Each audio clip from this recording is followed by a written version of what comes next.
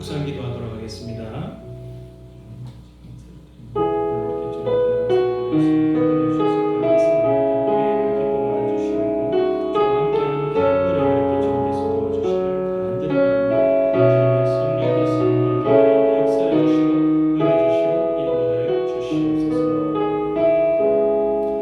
하나님 아버지 감사합니다. 오늘 드리는 이 예배 가운데 주님의 성령으로 함께하여 주시옵소서. 예배의 모든 것들을 주님께서 인도하실 줄 믿사오며 예수님의 이름으로 기도드립니다. 아멘. 예수님의 이름으로 환영하고 또 축복합니다. 코로나19로 인해서 주일 예배는 영상 가정 예배로 대처하도록 하겠습니다. 주일 오전 10시에 예배 영상을 녹화해서 오전 11시에 우리 카톡방에 링크를 올리도록 하겠습니다. 어렵고 힘든 시기지만 믿음으로 잘 이겨내시기를 바라겠습니다. 찬송가 320장 나의 죄를 정케하사 찬양하겠습니다.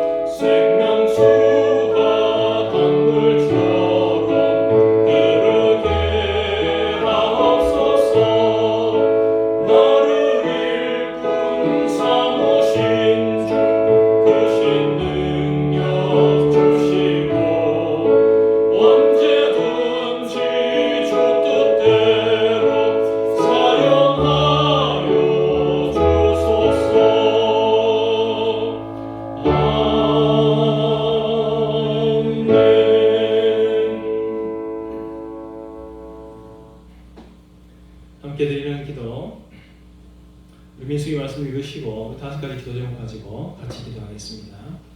여호와는 내게 복을 주시고 너를 지키시기를 원하며 여호와는 그의 얼굴을 내게 비추사 은혜 베푸시기를 원하며 여호와는 그 얼굴을 내게로 향하여 드사 평강 주시기를 원하노라. 아멘. 기도하겠습니다. 하나님 아버지, 코로나19 어려움 겪고 있습니다. 이 어려움 잘 이겨낼 수 있도록 하나님께서 도와주시기를 바랍니다. 아버지, 이를 위해서 수고하는 정부와 방역당국과 또 모든 의사와 간호사들 하나님께서 기억하여 주시고, 하나님 아버지, 어려움 겪고 있고 또 치료받고 있는 모든 원진들을 하나님께서 불쌍히 여겨 주시옵소서. 주여, 또 온 세계가 코로나 때문에 어려움 겪고 있습니다. 아버지 하나님, 전 세계적으로 확산되어 있습니다.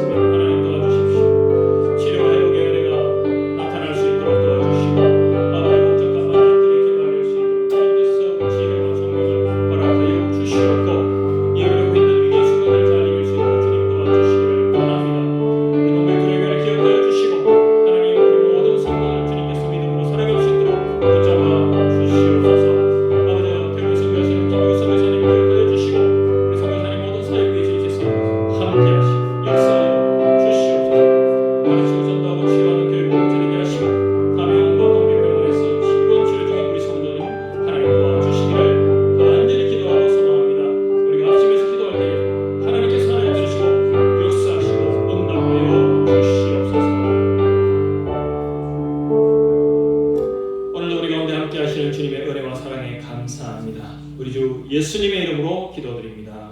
아멘. 사명선언 우리 같이 하도록 하겠습니다.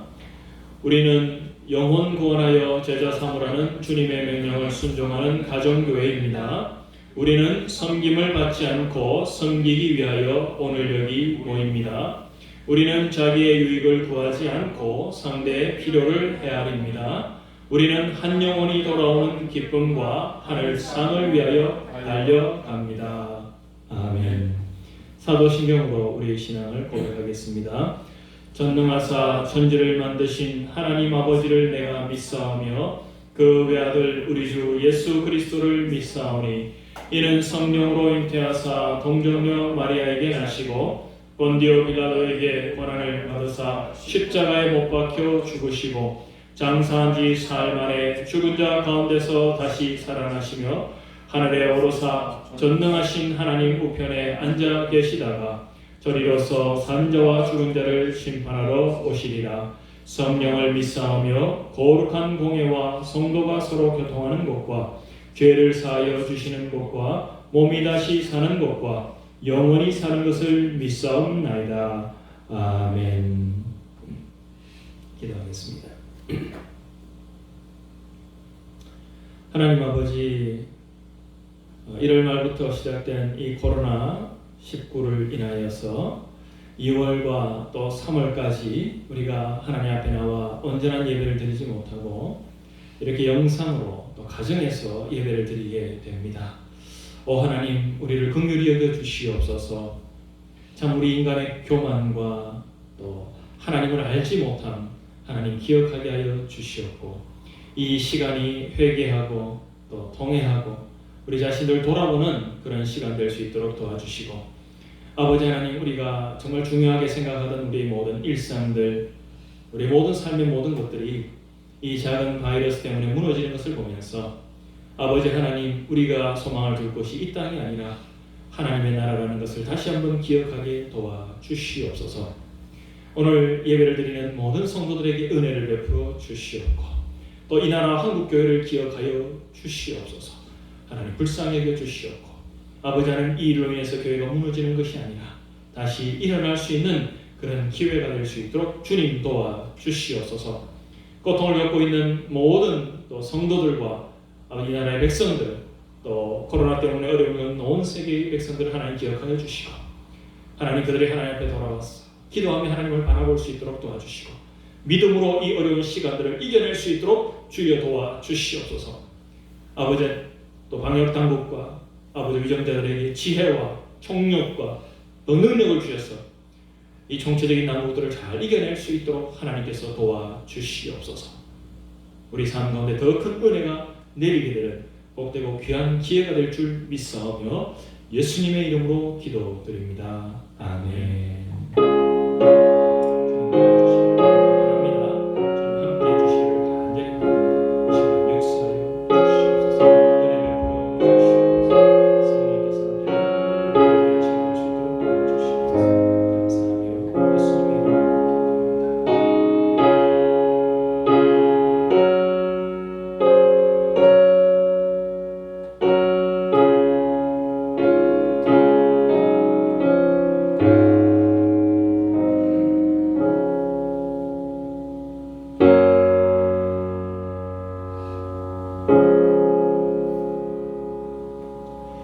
하나님의 말씀은 마가복음 1장 35절에서 45절 말씀입니다. 우리 35절 한 절만 우리 같이 읽도록 하겠습니다.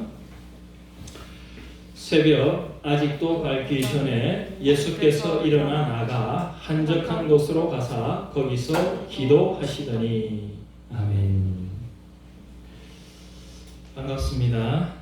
주님의 은혜가 넘치는 복되고 귀한 시간 되기를 간절히 소망합니다. 휴대폰으로도 음성만 좀 녹음을 좀 했으면 좋겠어요.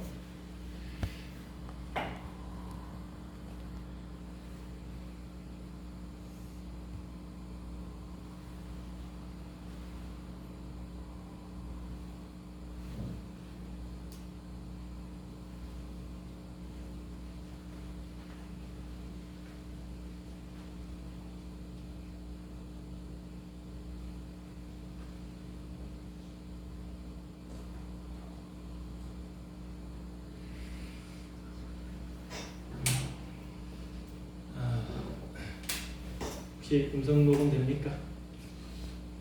기능을 지금 모르겠죠. 저도 지금 기능을 모르겠어서. 네, 알겠습니다. 자, 우리 오늘 말씀의 제목은 가르치고 전하고 고치고라는 제목으로 하나님 말씀을 같이 나누도록 하겠습니다. 가르치고 전하고 고치고. 어떤 분들은 이것을 예수님의 쓰리고다 그렇게 재미있게 표현하는 분들도 있었는데요. 예수님의 삶이 단순하면서도 심오한 것은 많은 일에 복잡하지 않으면서도 가장 중요한 것을 놓치지 않으셨기 때문입니다. 코로나로 일상의 많은 것들이 멈추었었습니다. 특별히 사회적 거리두기의 결과로 많은 것들이 멀어집니다. 학생들은 학교가 휴학하게 되었어요. 참 4월 달까지 개학이 미뤄진 것은 참 엄청난 사건입니다. 상점들은 문을 닫게 되고요. 각종 공연들도 중지됩니다. 주말과 휴일이면 북적이던 관광지들이 휴장을 합니다. 반면에 약국에는 마스크를 사기 위해서 줄을 서 있습니다. 일상용품들을 구입하기 위해서요. 배달과 또 택배하는 업체들이 더 바쁘게 움직이게 됩니다. 원하지 않게 우리 삶의 복잡한 것들을 멈추게 되는 그런 결과를 가지고 오게 되었고요. 또 평소에 중요하게 생각하던 것들이 스톱되는 그런 일들이 일어납니다. 무엇이 더 중요한가? 무엇이 더 중요한가? 이때에도 우리가 놓치지 말아야 될 것이 뭔가? 그것을 생각해보고 붙잡는 그런 시간이 되었으면 좋겠습니다. 생각해보면 이번 닥치는 코로나가 이제껏 있던 어떤 재앙보다도 가장 큰 그런 재앙이었어요. 그러나 과연 이것이 앞으로는 이런 것이 없을 것인가 생각해보면 그렇지 않을 수도 있다라는 그런 생각을 해봅니다. 지난번에 사스라든지 메르스 때의 그런 경험들을 생각해보면 앞으로도 계속 이와 같은 그리고 혹은 이거보다 더 큰 그런 어려움들도 우리의 삶 가운데 닥칠 수 있다는 거 우리가 기억을 해야 될 것입니다. 그래서 이제는 우리가 앞으로 우리 삶에 이런 일이 닥칠 때에 우리는 무엇을 해야 될 것인가? 어떻게 이것을 대비하고 또 이런 어려운 가운데서도 우리가 정말 중요하게 생각하는 것들을 잃지 않고 살아가는 방법들에 대해서 집중하는 그런 시간들이 아마 이번 시간이 되지 않을까 생각합니다. 그래서 오늘은 예수님이 집중하셨던 삶의 세 가지 것들 이것들을 살펴봄으로써 이것이 나의 삶의 우선순위가 되는 그런 시간들이 되기를 소망을 합니다. 첫 번째는 마가복음 1장 35절입니다. 한번 같이 읽어보겠습니다. 새벽 아직도 밝기 전에 예수께서 일어나 나가 한적한 곳으로 가사 거기서 기도하시더니 이 말씀은 2000년 동안 많은 그리스도인들의 아침을 깨우고 영혼을 깨우는 지침서가 되었던 말씀입니다. 이것을 실천하기 위해서 많은 그리스도인이 주님의 본을 따라서 새벽 일찍 일어나서 기도하는 시간을 가지고요. 또 이것이 하나의 그 무브먼트, 운동이 되어서 경건의 시간을 기억하자라는 그런 운동들이 일어나고요. 지금 우리도 많은 분들이 이런 새벽 기도 혹은 경건의 시간들을 가지고 있습니다.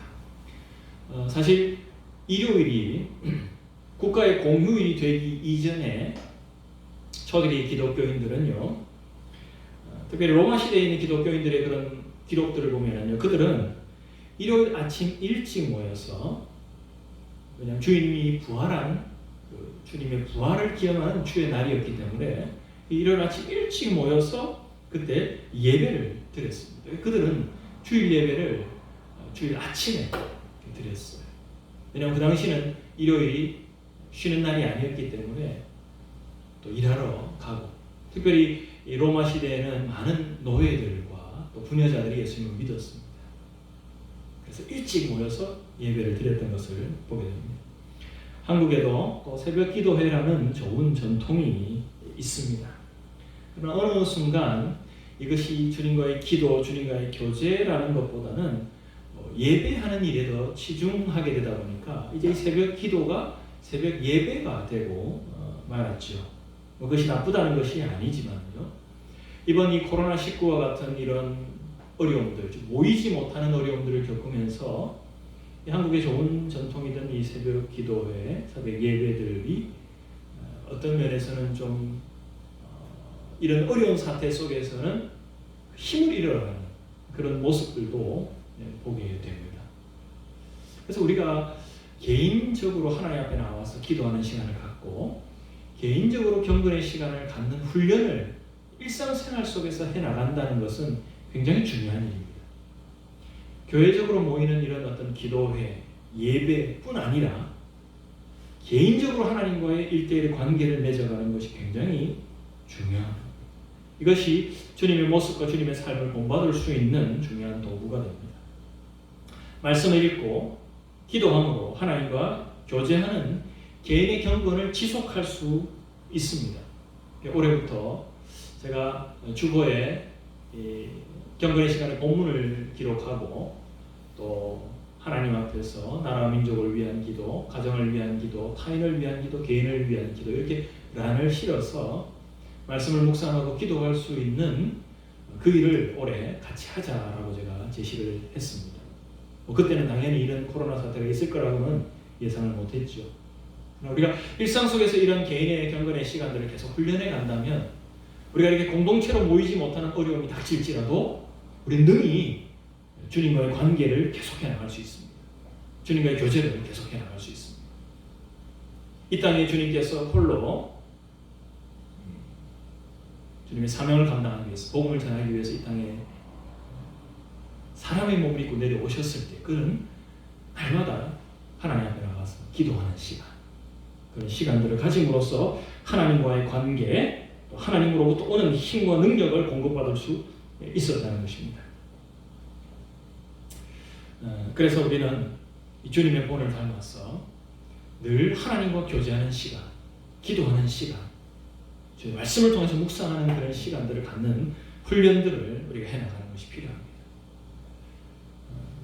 많은 중요한 일들이 있지만요, 그 중요한 일들이 이렇게 멈춰지는 시간에도 우리가 여전히 계속할 수 있고 또 여전히 해야만 하는 중요한 일 가운데 하나는 바로 이 주님과의 경건의 시간, 기도의 시간을 갖는 것이다 하는 생각을 해봅니다.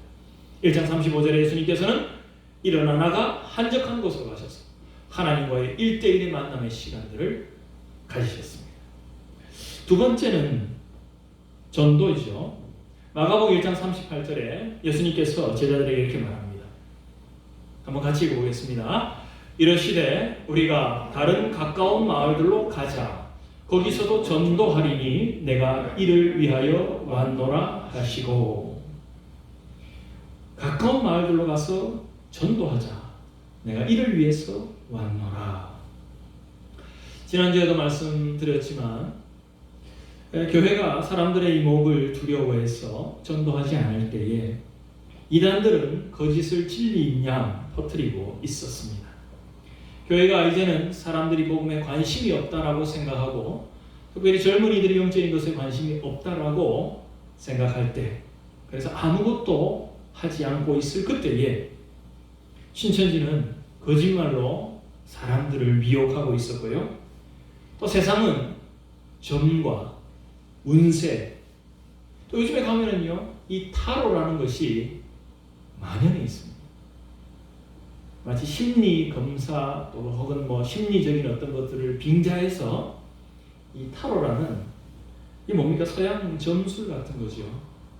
이런 것들을 통해서 이 심리와 미신을 교묘하게 섞은 것으로 돈을 벌고 있는 그런 것들을 우리는 볼 수 있습니다. 우리가 이 코로나19를 통해서 우리가 지금까지 부족했던 것이 무엇인가? 그리고 앞으로 해나가야 될 것이 무엇인가 하는 것을 많이 고민하고 많이 준비해야 될 것 같습니다. 그 가운데 하나는 바로 전도하는 것입니다. 주님이 바로 이것을 위해서 오셨고요. 주님이 이것을 위해서 우리를 부르셨다.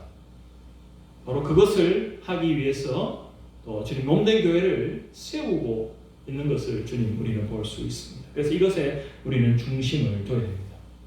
물론 지금 같은 비상시국에는 모이지 못합니다. 사람들을 만날 수도 없습니다.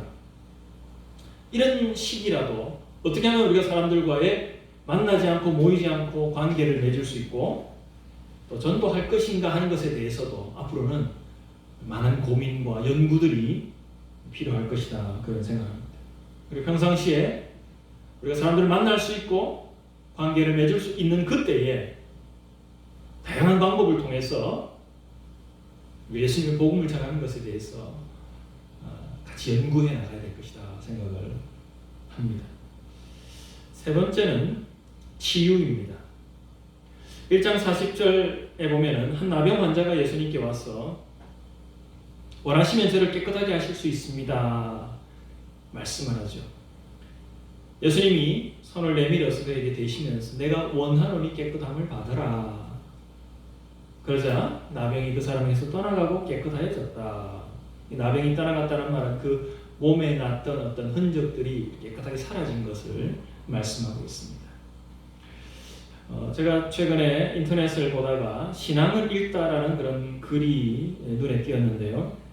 거기에 로드니 스타크라는 사회학자가 기독교의 발흥이라는 책을 썼습니다. 이 책을 인용해서 쓴 글인데요. 거기 보면 초대 기독교가 로마 시대 그 강력한 핍박 가운데서도 어떻게 이렇게 부흥할 수 있었는가 하는 것을 이 사회학적으로 연구한 그런 책이었습니다. 그 여러 챕터 가운데서 기독교와 전염병이라는 그런 장이 있었는데요. AD 165년에 아주 가공할 역병이 로마 제국 전역을 강타했습니다. 무려 15년 동안이나 로마 제국 전체를 이 전염병이 뒤덮었어요. 인구의 약 4분의 1이 이 전염병으로 죽음을 맞이했습니다. 그 당시에 로마 황제였던 마르커스 아우렐리우스, 명상록을 쓴 아주 유명한 황제죠. 이 황제도 이 역병 때문에 사망을 하게 됩니다. 그리고 또한 50년 후, 100년 후, 251년에 동일한 파괴력을 가진 또 전염병이 로마 전역을 뒤덮게 됩니다. 이 역병이 가장 심했을 때는 로마 시에서만 하루에 5,000명이 죽었다는 그런 기록이 있습니다. 근데 이 역병이 돌았을 때에 로마의 그 당시에 로마 시대는 모두가 다 어떤 그 종교를 믿었거든요. 기독교인이 있고 나머지 우리가 이교인이다 이렇게 표현할 수가 있는데요.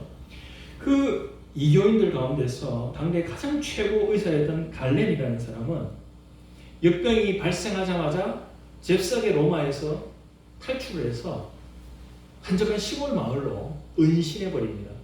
그리고는 그가 뭐라고 말을 했느냐면요, 발병한 사람과의 일체 접촉을 피하라 이렇게 말했어요. 뭐 발병한 사람, 전염병이니까 발병한 사람하고 접촉을 피하는 것은 뭐 그 당시로서는 어쩌 보면 유일한 방법이겠죠. 그런데 문제는 그렇게 당대에 유능하고 유명한 의사조차도 도망가 버렸다는 거죠. 그런데 반면에 기독교인들은 어떻게 했느냐? 이 기독교인들은 그 당시 로마의 핍박을 받았기 때문에 자기들만의 공동체를 이루면서 살았습니다. 그런데 이 기독교인 공동체 속에서 역병이 일어났을 때에 기독교인들은 그 역병이 걸린 사람들을 지극하게 정성으로 간호했습니다. 사람을 대하는 태도가 완전히 달랐던 것이죠. 그래서 오죽하면은 율리아누스라는 황제는 뭐라고 말했냐면은 기독교인들은 그들의 가난한 자만 돕는 것이 아니라 우리의 가난한 자들까지 돕는다. 누가 봐도 우리 사람들은 도움이 부족하다라고 한탄할 정도로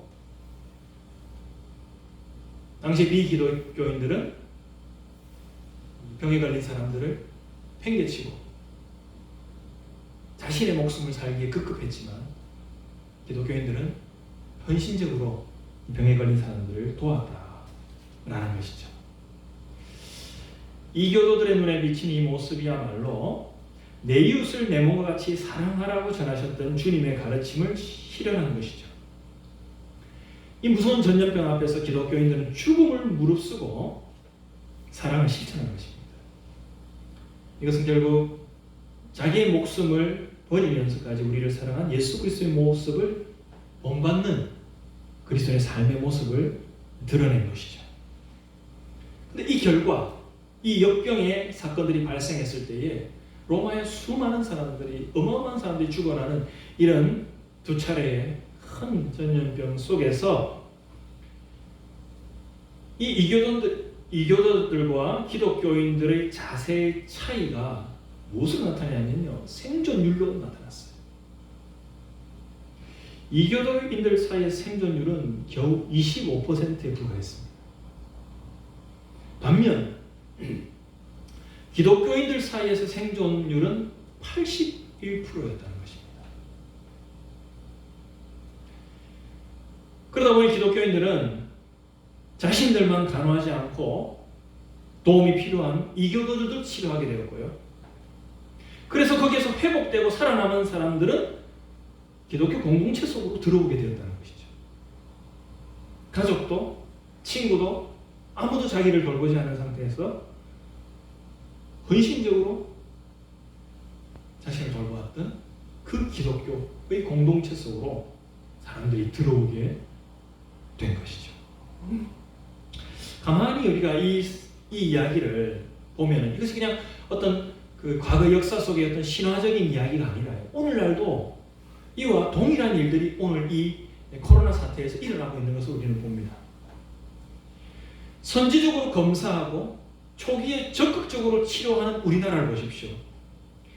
코로나 치사율이 0.7%에 불과합니다. 그런데 이탈리아는 7%의, 이것도 며칠 전에 통계죠. 7%의 치사율을 가지고 있고요.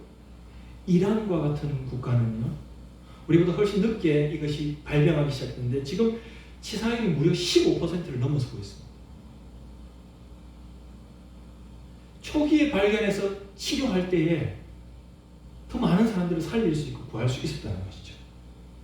우리의 의료인들이 생명의 위험을 감수하면서도 이 확진자들을 치료한 것처럼 초기 기독교인들은 자신의 생명을 바치면서, 그 당시에는 우리보다 지금과 같은 그런 의술 이런 것들이 전혀 없을 때에도 불구하고 자신의 생명을 바치면서도 사람들을 치유하는 그런 일들을 했다는 것입니다.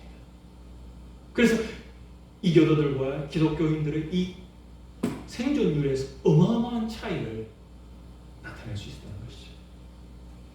그 결과 초기 기독교인들은 자신들의 공동체뿐 아니라 그 이웃에 있는 로마 사람들까지도 구할 수 있었던 것이죠. 이것이 이 사회학자가 초기 기독교인들이 로마의 그 극심한 핍박 가운데서도 기독교가 그렇게 부흥하고 로마 전역을 뒤덮을 정도의 성장을 가져왔던 요인이다라고 쓰고 있습니다. 이것은 모두 오늘 이 마가복음 1장 40절에 있는 예수님의 치유 사역을 계승하는 교회의 모습이죠. 제가 지난주에 경기도의 어떤 그 교회의 그 설교를 들으면서 그분이 그런 소개를 하시더라고요. 그 목사님이 이런 소개를 하신, 자기 교회의 어떤 자매님이 간호사였는데 17개월 된 아이가 있었답니다. 그러니까 대구에서 이런 코로나 사태가 발생을 하자 자기가 간호사이고 거기에 인력이 필요하지만 자기는 이 아이를 돌봐야 된다라는 그런 생각 가지고 그대로 있어야 되겠다라고 생각을 했더라고요. 그런데 말씀을 읽고 말씀을 들으면서 결국은 이 17개월 된 아이를 남편에게 맡기고 대구에 자원봉사를 가게 되었답니다. 참 이런 이야기를 들으면서 한편 감동이 되면서도 한편 제 자신이 참 부끄러워진다 하는 것을 느낍니다. 야, 내가 참 말만 그리스도인이구나. 그럼 우리가 예수님처럼 병을 치유하는 권능은 없습니다. 우리가 의사들처럼 병을 치료하는 지식이나 기술은 없습니다.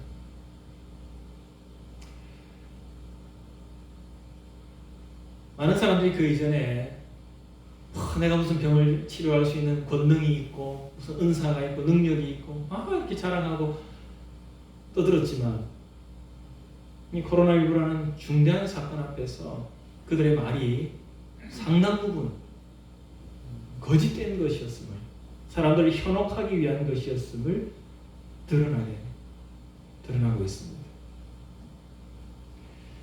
우리에겐 그런 능력이 없습니다. 그런 기술도 없습니다. 그런 지식도 부족합니다. 그러나 교회는 여전히 사람들을 치유하는 공동체가 되어야 됩니다. 우리가 할 수 있는 것, 우리가 가진 것, 우리의 헌신을 통해서 우리는 사람을 치유하는 공동체가 되어야 합니다. 사람들의 영혼을 치유하고 또 그들의 마음의 회복을 통해서 그 결과적으로 육신의 치료까지도 도울 수 있는 그런 주님의 공동체, 치유의 공동체로 우리는 회복되어 가야만 합니다. 이것이 예수님의 제자들의 삶이었고 초대 기독교 공동체의 아름다운 모습이었습니다. 이번 코로나19로 인해서 거짓이 거짓으로 드러나고 있습니다. 또 이웃에게 해를 끼치는 잘못된 신앙의 모습들이 어떤 것들인가를 우리가 분명히 알게 되었습니다. 악은 더 큰 악으로 나타나게 되고요. 잘못은 그것을 분별할 수 있는 방향으로 드러나게 됩니다. 이번 일을 계기로 해서 우리 한국교회 또 우리 교회가 예수님이 하셨던 것처럼 가르치고 전하고 치유하는 이 가장 중요한 일에 우리 삶의 우선순위가 되는 그런 교회가 되기를 간절히 소망합니다. 그래서 우리 자신들과 우리 이웃들의 몸과 마음과 영혼까지 치유하는 그런 교회로 세워지는 기회가 될 수 있기를 주님의 이름으로 축원합니다. 우리 이 시간 384장 우리 찬양하시고 우리 말씀 생각하면서 기도하도록 하겠습니다. 찬송가 384장입니다.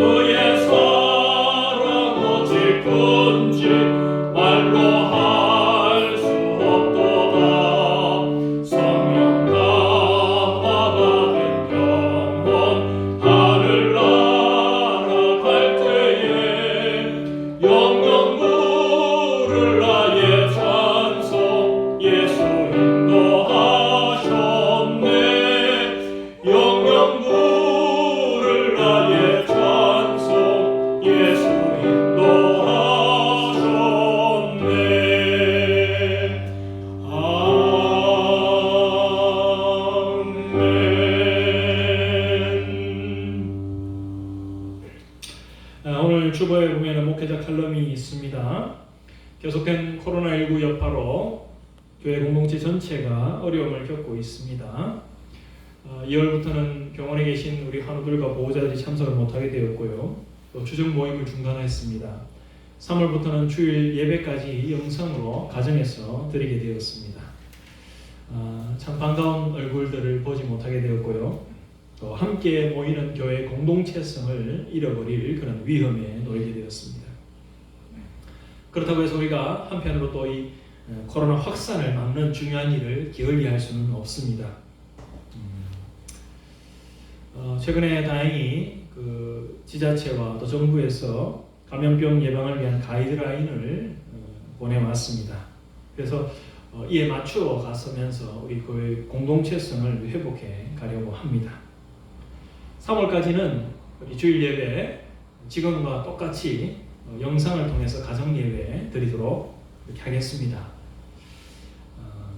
4월 5일부터는요, 물론 이것이 조금 우리 감염병 정도에 따라서 좀 달라질 좀 연기될 수도 있겠지만요, 잠정적으로 4월 5일부터는 역시 지금처럼 오전 10시에 우리가 예배를 드립니다. 근데 가능한 분들은 가정당 1명 정도는 대표로 참석을 해주시기 바랍니다. 물론 그때는 감염병 예방 수칙을 준수하면서 예배를 드리겠습니다. 이때 영상 녹화도 함께 진행하도록 하겠습니다. 그리고 이후에 10시 예배를 마치고 나서 별도의 교제 없이 우리 주보를 지참해서 가정으로 돌아가서 11시부터는 각 가정에서 영상을 통해서 가정 예배를 진행하도록 그렇게 하겠습니다. 10시에 참석하시 어려운 분들을 위해서는 제가 주보를 미리 발송해 드리든지 그런 방향을 제가 하도록 하겠습니다. 그래서 예배 참석하실 때는 반드시 마스크를 착용해 주시고요. 이것은 이제 제가 만든 것이 아니라 경기도와 또 지자체, 정부에서 만든 가이드라인입니다. 예배 참석사는 마스크를 착용해 주시고요. 또 발열을 체크하도록 하겠습니다. 손소독제를 비치해서 사용하도록 하고요. 예배 참석자 간에는 2m 이상의 거리를 두고 앉으시기 바랍니다. 또 예배 전후에는 교회 내부 외부를 방역을 실시합니다.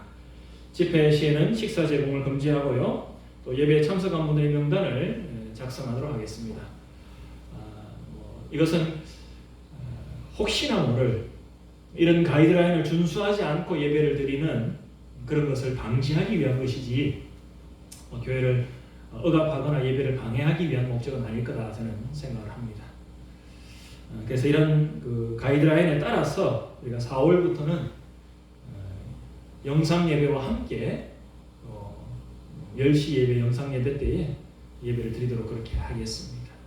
참석 어려운 분들이 지금처럼 영상으로 예배를 드릴 수 있을 겁니다. 우리 보시고 기도해 주시고요. 이제 4월이 되면은 개학이 예정되어 있습니다. 그 이전에 이 감염병이 물러갈 수 있도록, 코로나가 물러갈 수 있도록 기도해 주시고, 또 이 기간 동안에는 더욱 조심하는, 협조하는 우리가 되기를 소망합니다. 같이 기도하겠습니다. 우리 이 시간 말씀을 생각하면서